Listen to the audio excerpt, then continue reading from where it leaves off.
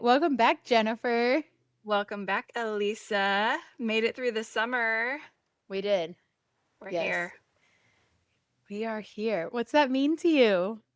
Just happy to be over the hump of the summer of medical treatments, which Yes. was daunting, Yeah.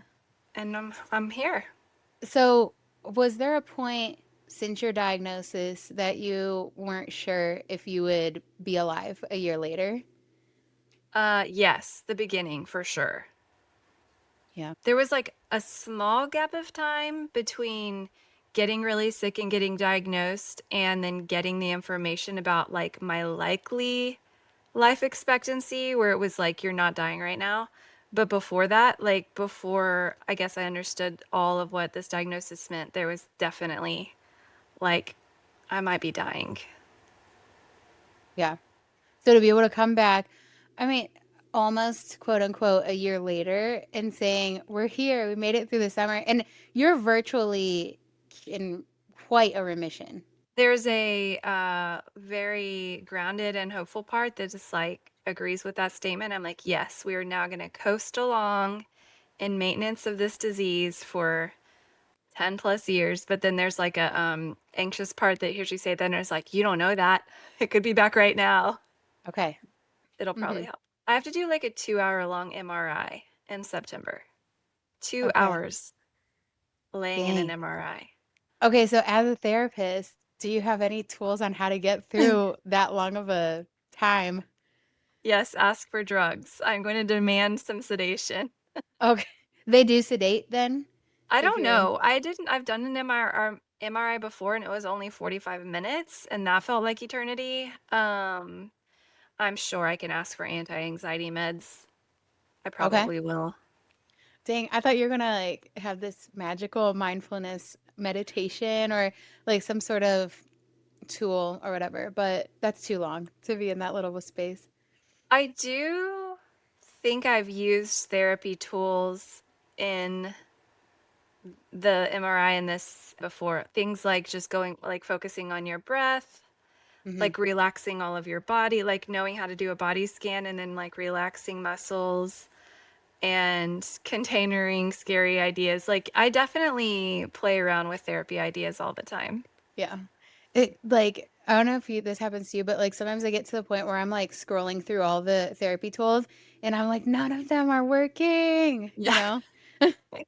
And so then I just like get back down to this baseline DBT skill of improve the moment. And it's like, well, change your scenery, go outside, do something, but when you're stuck in just one little spot, you can't always improve the moment physically. exactly. The Edit MRI that out. is really hard because I get claustrophobic, so I put a washcloth, asked them to put a washcloth over my face because I knew once they roll you back in the machine, if you open your eyes, then the top of the machine is like a couple inches from your face, and Oh my gosh. seeing that makes me freak out. So I asked them to put a like washcloth on my face so that I couldn't have the choice to open my eyes, Okay. which was helpful. But then like it was really, really intense. Just like you being alone with your thoughts because your visual field is restricted, so it's dark. And then you've got like this really loud sound around you. And so I guess you could think of it as like really intense meditation, but it also felt like torture. When my nephew went through his cancer stuff, they Mhm. would do complete sedation, but he was also like 2, 3 years old when he was doing his Yeah. MRI thing. So, yeah, I don't know if like knowing the insurance, they probably wouldn't pay for an adult to be completely sedated for an MRI. Be like, Yeah. you have to get through it. But that would be So, nice. yeah, it would. I'll take the medication and let you know how it goes. But my mantra is today we live. I'm like really writing that right now. All right. I Today like we it. live. Yeah. I thought about tattooing it on my body, but I might get a bracelet with it instead. Get a bookmark. That's funny. Yeah. And I do Yeah. think that's good therapy Hmm. basis or something, good coping mechanism. Like we don't know, we do not know what's coming, we do not know what's in the future, but like today we are alive. Nice. Let's live. Cool. Yeah, that's really therapeutic. Like, you know, how your mind can time travel, getting into the future, like you realize you're living in the past or something like that, and so like bring it back to the current moment. Typical therapy advice. So that's Yeah. good. It's like that song from our playlist, the I Lived, I think by One Republic, is it? Oh yeah, that's where I got it from. Mm. Cool. I like it. Yes. There it is. Nice. That's my update. Post-cancer I'm glad summer. we're back. Yeah. My summer Hashtag. was cancer summer. What would your title for your summer be? Every summer is Leo summer for me. So Okay. it's like no, the Cancer sign and then the Leo sign. Yes. Okay, as a Leo, I have to make it about myself or my birthday. I'm here for that. Go for So, it. okay, what was my summer? Gosh, I was not alone all summer. Like, I went and visited family, and then I had family visiting me and everything. So, I lived a very accompanied summer. I maybe had an extrovert summer for better or for worse. So, Okay. that's that. Yep. Yours is accompanied summer. Yep. A very accompanied summer. Yeah. Yeah. You always with someone. I was. It sounds like zero alone time. Yeah, and I am an extrovert, 100%, for sure. But not having any type of alone time, it kind of like took a toll. So Yeah. I'm looking forward to just getting back into a routine for the school year and just, I don't know, living some life like Do you know that. what I'm do you know what I'm dreaming about for the school year? Hmm. I went on a long walk today and there's like a 2-mile walk. There's a 2-mile trail that goes in a state park around a lake and it's like the perfect 1 hour walk. I can do it in 40 minutes, but 1 hour-ish walk. And my dream is to pitch to any and all clients to come and do a walk and talk therapy. Wouldn't that be so refreshing?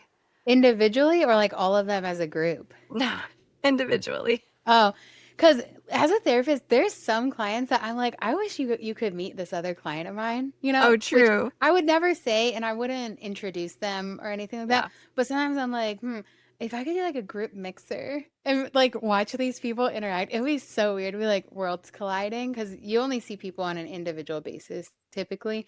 Hmm. But yeah, okay, getting into walk and talk therapy, I like that for you. That would be really cool. Have you ever thought about that? I think that's an interesting type. I have. It's too hot where I live. Like, I'd only be able Yeah. to do it for part of the year. 'Cause, like, people definitely wouldn't be wanting to walk at Yeah. many times of the day, even like 6 p.m., 7 p.m., which I'm not the best, like, work wise in those late hours of the day. I'm like such a morning person, but even here in the mornings, it's too hot. People are not going to want to do that. But where Yeah. you live is like this forest paradise. That would be I so know. nice. Yeah. That's the best part about the trail because it's all under the trees. And so even if it's Cool. pretty hot, it's shaded, and that makes a huge difference. Nice. Yeah, we do not have those options here.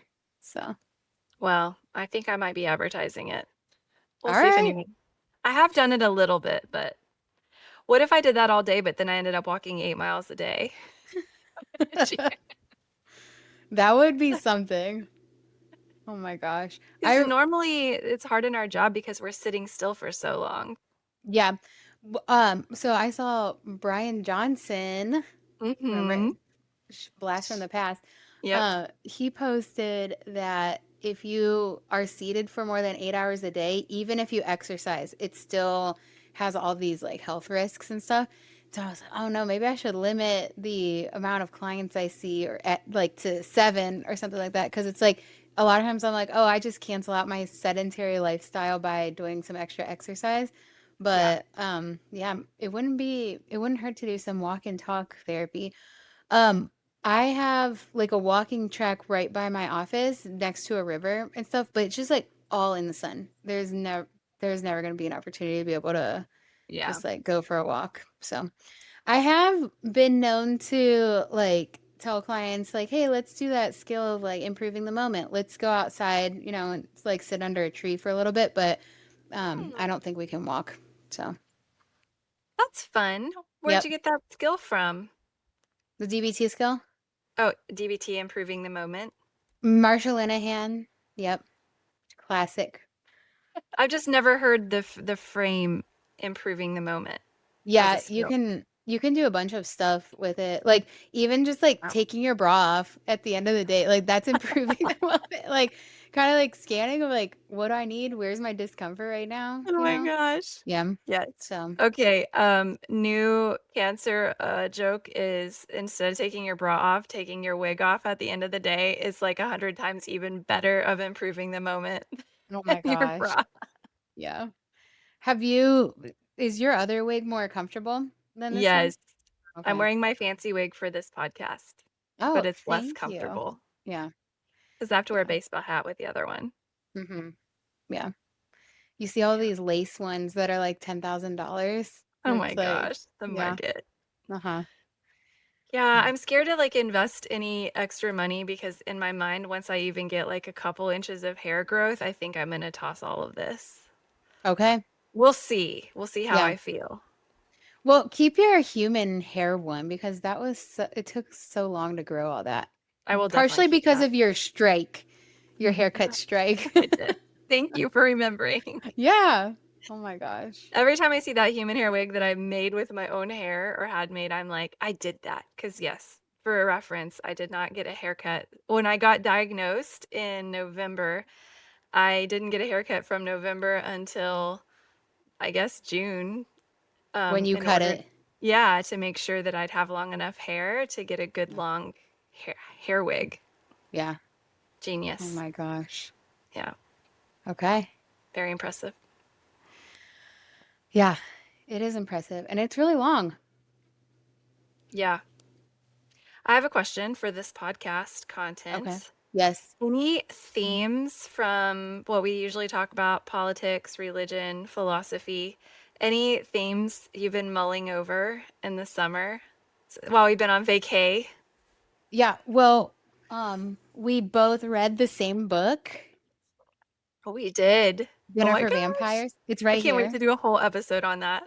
Oh yeah, that's gonna be an episode for sure. Yes. It has to be. That okay, a little sneak peek. That book was just a lot of my experiences personified. Like even the vocabulary that was used, the way people had a say in where different people lived and with who they could live, and I don't know, just like oh, that's your bio family, but we're like your spiritual family, and I don't know. The amount of manipulation, it was crazy. And then you can easily go online and find like the actual people and like their actual endeavors that are still going on today, like despite using pseudonyms and despite like changing places and whatever in the book to like protect privacy, there's no privacy for these people. Like I found tons and tons of stuff online of like the actual players in that whole thing. And okay, yeah, so that's gonna be an episode. Yep. That was a really good read. Um, let's see. Well, John MacArthur recently passed. So Yes. yeah, I think That's a big, there's a lot that goes with that. yes, having an episode about his influence, I think would be a good one. Yeah. Oh, you hadn't told me that idea. Yeah. I was mulling over that because, well, it got to a point in the summer where, like, I didn't want to be like, "Do you want to record today? Do you want to get together? We should record something. We should record something." Just because, like, I don't know, for us to record stuff, it does have like some planning involved and some mental energy and stuff like that. So I don't want to be overbearing with you with what you were going No, through, sure. but Yeah. But yeah, like I've really been looking forward to getting back and just being like, oh, this would be a good podcast episode. Gosh, what else? I'm trying to think like what I've been reading, what I've been doing. I read this, or I didn't read it. I listened to it was just like a novel, so probably not. I am reading this book about like conquering your OCD symptoms, and it was Ooh. yeah, this kind of applies to OCD and cancer journey stuff, but it's you like you as a person with OCD, you suffer so much with it. Can you imagine can you imagine what life would be like if you were normal? And like all this effort that you're putting into and stuff like that, like if you didn't have this and you were still working at this caliber, like all this stuff or whatever. Like I don't know, it's just like it really put it in perspective because it's like, oh my gosh, this author is recognizing my efforts of like, yeah, the average therapist does not worry about the stuff that I worry about or have Yeah. different things on the radar. I'm like, it Yes. would be so easy to do my job if I didn't have all these Yes. things. Yeah. So, Like this, all the time and energy that you spend on some of that yeah. content, you Yes. wouldn't you would either have off or you would could apply other places. Yeah.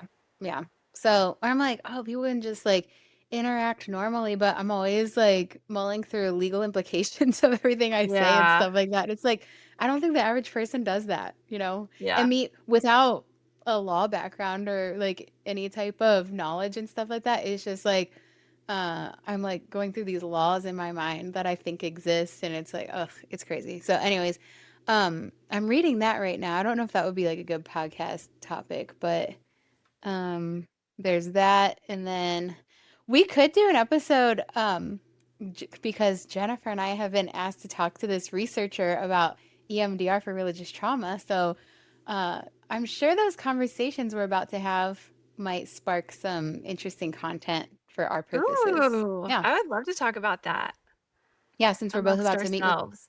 yeah, since we're about to meet with the same guy. So, um there's that, and I'm interested to talk about gerrymandering Oh because my gosh. I saw some shapes of maps and I'm just like, oh my gosh, that's so bad. It's just like this, um, well, I don't know if I would call it legal, but it's kind of like a legal way to suppress people and control people and stuff. And I live in like a very red area anyway, so I never feel like my vote matters. But and I've always lived in super red areas. But if you want to talk about like the intersection of politics and control, like there's Oh, that. I have a tangent on that that I've been thinking about. Yeah. I've been thinking about the way that human behaviors function in groups. So politics is one, Hmm. religion, therapy space, just like the way that I've been mulling over the way that it seems like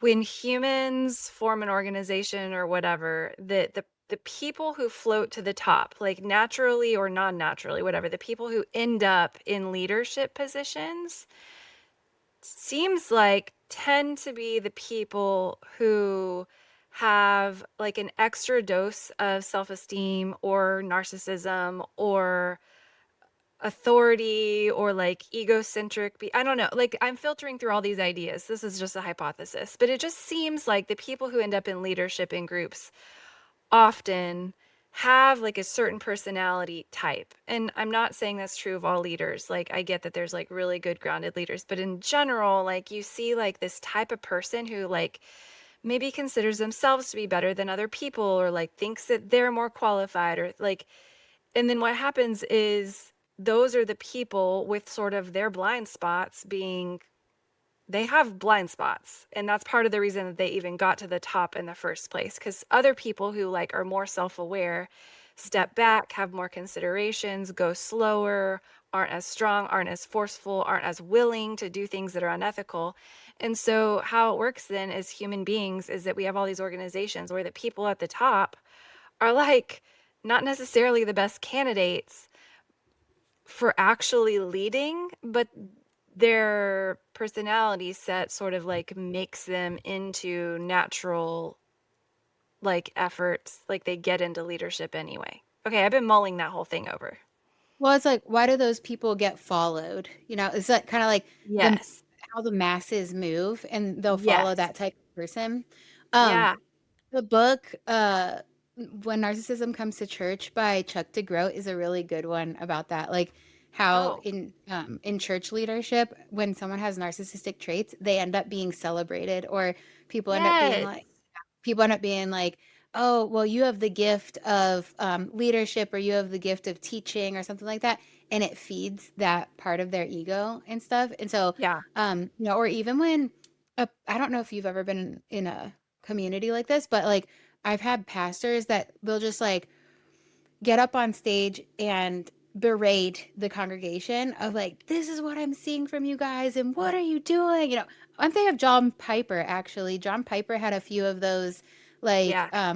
you either need to get down in the well or be holding the people that are in there, but either way, your hand should be bleeding. What are we doing? He had some of those Yeah. like iconic sermons and stuff like that. But when people get like in that whole, angry vibe and stuff like that, be like, oh, the pastor was on fire today. Like, wow, what a wise message. And it just like it fuels any type of like egocentrism and stuff like that. But that book is a Yeah. really good one. Like comparing the clinical aspects of narcissism and leadership and stuff and like how the masses follow them. So, Well, yeah. put that on the radar. Maybe I'll read Yeah. it and you have already read it and we'll talk about it since it's so poignant. Yeah, it's a good one. Because there's Um also, okay, mhm. on that note too, it's like there's something about the leaders, but there's also an interesting piece of the group that follows them too. Like the components of someone who wants to be told what to do by someone that's not themselves. Yeah. Okay. I see your bet and I will raise you a situation. Okay. I see your situation. Bring I'll it. raise you a situation. Yes. Um oh my gosh, now I'm like thinking of The Office. But anyways, um when oh my gosh, what did you just say? I said there's something about the group of people who want a leader to tell them what to do and to yell at them. Okay, okay. I see your situation. I'll raise you a situation. Okay. The people who are in religious rehab centers are particularly preyed upon by that type of dynamic because they objectively they've hit rock bottom, they've messed up all the relationships in their life, they don't have a job, they don't have money, they're in these rehab centers or religious homeless shelters and stuff like perpetuates this. But those types of people are particularly vulnerable to that type of following because it's like, well, they don't have anything to lose. They have everything to gain. And there is someone being like, I have the answers for all Yeah. that, and Yes. there's these chapel speakers or these preachers and stuff in those places that don't hesitate to say, this religious path will give you absolutely everything you need, you Yeah. know? So, I just find some of those programs to exploit people who are already in a vulnerable space and they're Oh, already for like sure. down on themselves for that. Yeah, I think there's secondary reasons like in addiction or like severe mental health where someone's extra vulnerable to Mhm. anyone who tells them, I know what to do, I'm gonna fix you. But then I also think there's like general population vulnerability to like even without addiction or whatever. I think it's Right, right. much, much worse when you see it happen like that. And like that's where like cults and all that like get even more harmful because you have this sort of pre-negotiated like someone who really is vulnerable, extra vulnerable, and a Yeah. leader who gets that and can prey on that. Yes, Jonestown, classic dynamic with them. Rajneeshpuram, they bust in homeless people from California up to Mm. Washington Yeah, to like, yeah, to populate their cult at one point. So, yeah, preying on the vulnerable is a thing. Speaking yeah. of vulnerable, churches that offer like free groups for like new parents or like people who I don't it's just I hate when you have these like biblical counselors or something like that. And I'm like, don't be calling yourself counselors because you are not licensed.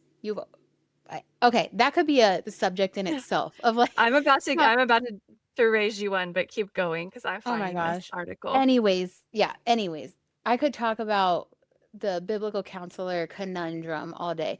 But you have these churches that are like, "Oh, we're going to do this grief group. We're going to do like this divorce workshop or something like that or just like couple stuff." You find couples that are on the brink of divorce. They're having a really hard time and so our society, I think a lot of times is like, "Well, turn to the church, turn to religion." Single stuff as well. Like, I oh my gosh, I follow these groups that are like, "Are we dating the same guy?" It's crazy. Ah, It's nuts. yeah. Like, there's a lot of drama there. But I see so many comments of like, "Girl, you need to find a good man in church." I'm like, I don't know about that. So it's like, I don't know, you have people that are just in vulnerable phases of life and states and stuff like that. And there's a group for that. There's the solution for that.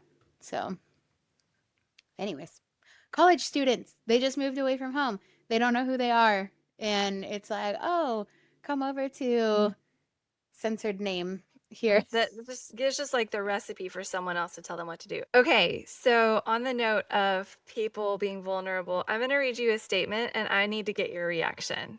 Okay. Okay? Yeah. This is just imagine you read this somewhere. This was written by a licensed therapist, Okay. and they are recounting the statement that was made to them in graduate school by a professor. And here's the statement: Okay. You are the socially sanctioned healers of the world. Mm. What is That's your it. gut reaction? That's a lot of pressure. That's a lot of pressure to place on a profession of imperfect people. Um, and I'm more of a fan of like the wounded healer vibe. Like we are co-voyagers, we are kind of like peers in this journey.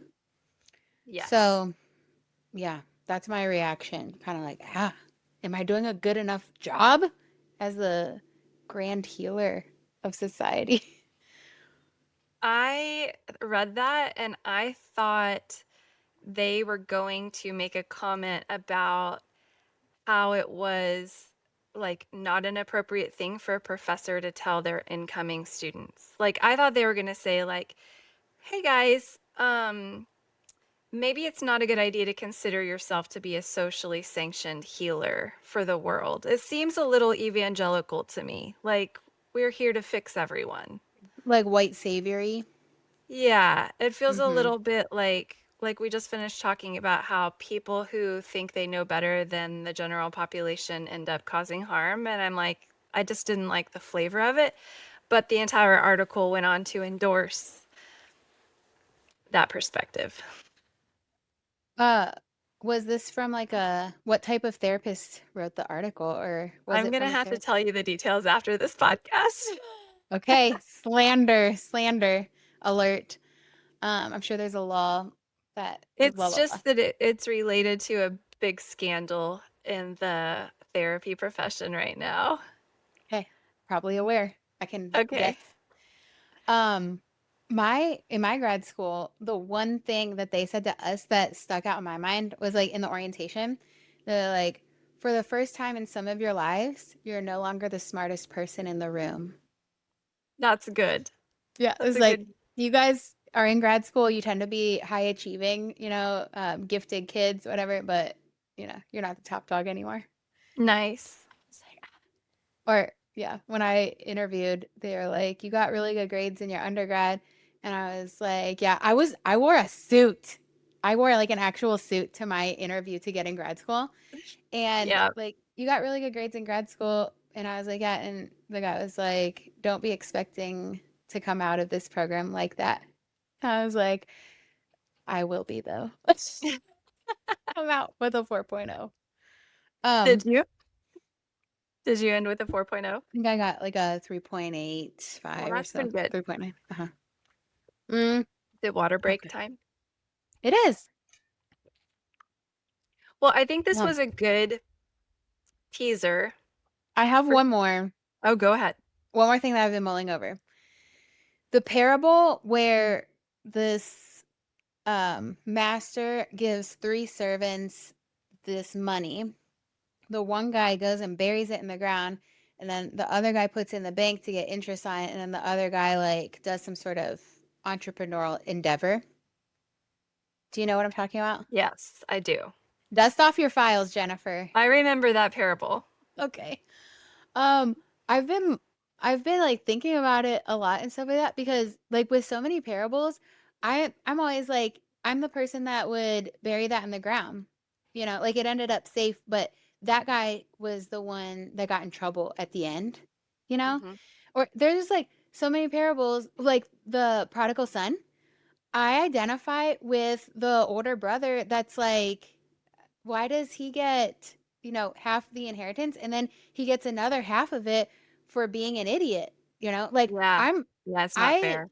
I feel like, yeah, justice is on the other side, but as it turns out, it's actually the other way around. I don't know if it's like my issues that we know I have or what, but I've always struggled with numerous parables in the Bible. Um, my screen just went dark. But Oh, I still I've see you. always I think my battery should be fine. I've always struggled with numerous parables in the Bible because I find myself on the side that you're not supposed to be on. It's like, Yeah. "Oh, well, let me tell you the solution." Like, you're Yeah. wrong. Um, and anyways, I feel like that could be a topic in itself. Well, what if the parables were devised by a writer from a perspective that was flawed? Like, What if it's J- actually not a good story that you shouldn't take? Maybe you're not the problem, maybe the parable's the problem.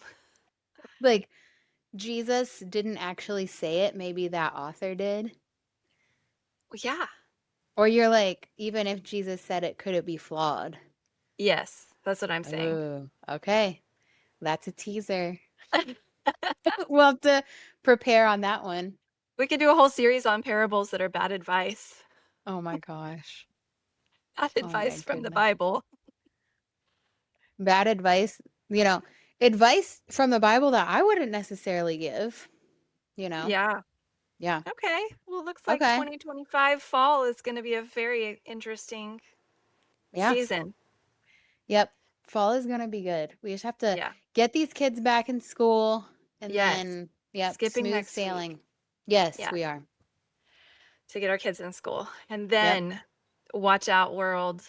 We're Yeah. coming at you. Watch out, listeners. Watch out, Listener. listeners. Our Listener. listener. Yeah, Here we we might come. have lost a couple listeners, but they'll be back. Um, I can't wait. welcome back. All right. C what's your maiden name start with? Faulkner.